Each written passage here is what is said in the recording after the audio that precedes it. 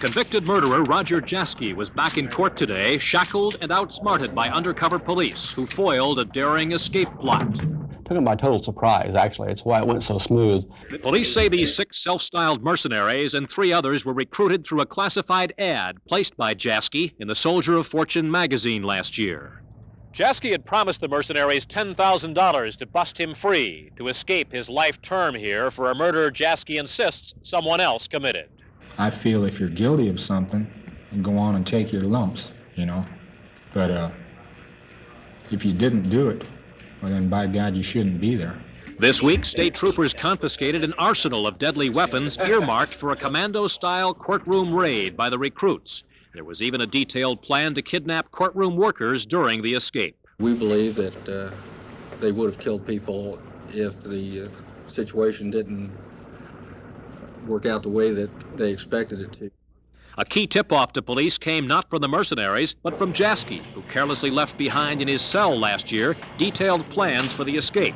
And today, the Soldier of Fortune magazine says it will no longer accept ads for mercenaries. Frank Courier, CBS News, Pendleton, Indiana. 154 people evacuate an American 727 in Dallas last October after a bomb partially detonates in the jet's baggage compartment.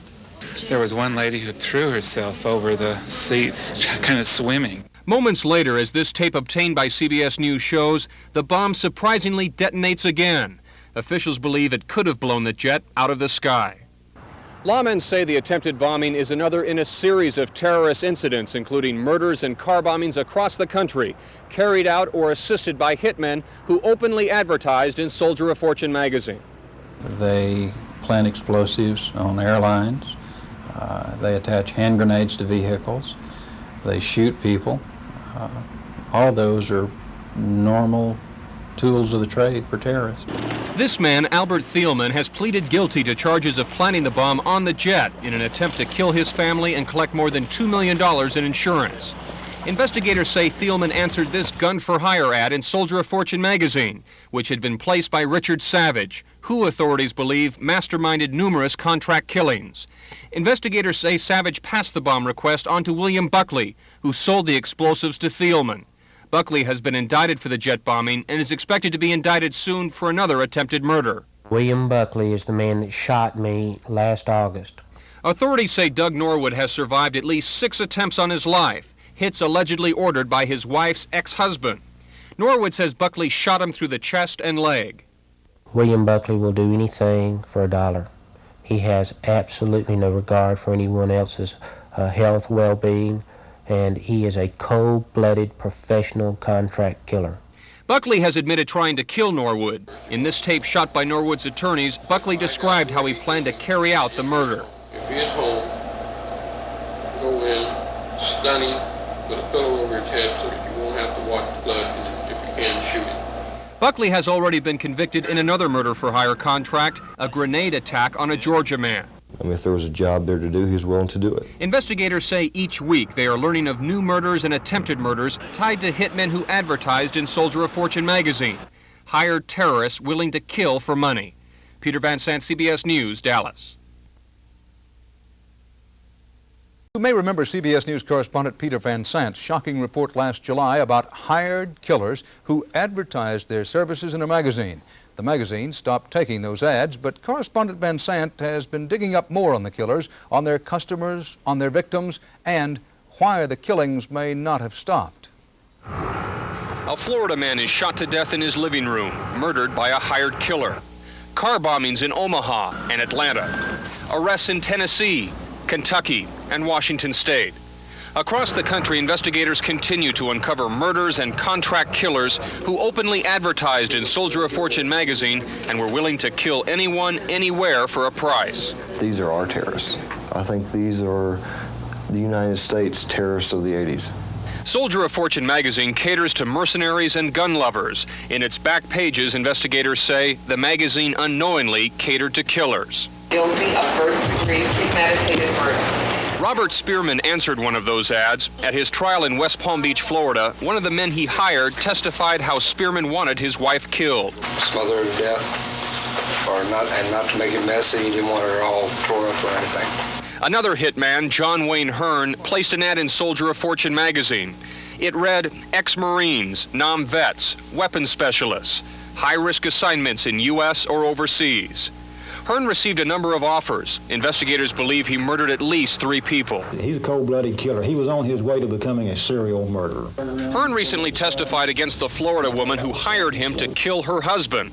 During the trial, a telephone tape was played in which Hearn asked for help in tracking down his victim. You said you didn't want to know, but hell, you know what's going to happen. You might as well know anyway. Because I need to know approximately which way he goes and all this. Officials recently reviewed the classified ads of 6 Soldier of Fortune magazines. What they found was startling. We found in excess of 70 individuals that had offered services of a questionable nature. Lawmen say murder-for-hire investigations linked to Soldier of Fortune magazine are now underway in 18 states, involving dozens of victims. Doug Norwood is suing Soldier of Fortune magazine. Police say at least 5 attempts have been made on Norwood's life by hitmen who advertised in the magazine. Anybody in America can be the victim of one of these crimes simply because somebody wants you dead. They look through that want ads in Soldier of Fortune, and they just go and they rent a murderer. Richard Savage advertised for months in Soldier of Fortune. He's been indicted for murders in 3 states. It got to be most of it was, would you kill my so-and-so? Were there a lot of calls? A whole lot, just based on my phone conversations. It was tremendous. 25 people have been arrested so far in the investigation. Soldier of Fortune magazine has discontinued running its gun-for-hire ads, but investigators say people still call using phone numbers found in past issues. Despite the crackdown, lawmen believe that murderers are still taking orders and hunting down victims. Suit against a self-styled Journal for Professional Adventurers, which carried a killer's advertisement. The decision could mean that magazines and newspapers are liable if one of their ads leads to a crime. Peter Van Sant reports. In a decision which could eventually put the controversial military magazine Soldier of Fortune out of business, a Houston jury this afternoon awarded nearly $9.5 million to a Texas family whose daughter, Sandra Black, was murdered by a hitman who was hired after advertising in the magazine's classified section. We felt like that something had to be done to stop the magazine and save other people's lives, and we feel justice was done. We brought this case to get Soldier of Fortune off the magazine rack, and I hope we've done that. Convicted hitman John Wayne Hearn placed this ad in Soldier of Fortune, which in part read, ex-Marines, non-vets, weapons specialist, high-risk assignments in U.S. or overseas. Sandra Black's husband hired Hearn, who gunned down Sandra in her dining room. Both men are in jail. The jury ruled that Soldier of Fortune's negligence in printing the ad caused Black's death. We felt that the publishing was negligence. He was negligent of knowing of everything that was going on. Soldier of Fortune publisher Robert Brown says he'll appeal today's decision, which marks the first time a publication has been held liable for crime arising from a classified ad. This means that every publisher is going to have to look at every ad he publishes and make a determination, try and look into the minds of those individuals that put those ads in, and that's just an impossibility. Soldier of Fortune's problems may be just beginning. Dozens of crimes linked to other classified ads, ranging from car bombings and murder to the attempted bombing of a 727, have occurred in at least 19 states. Today's decision may open a flood of new lawsuits from other victims and their families. Peter Van Sant, CBS News, New York.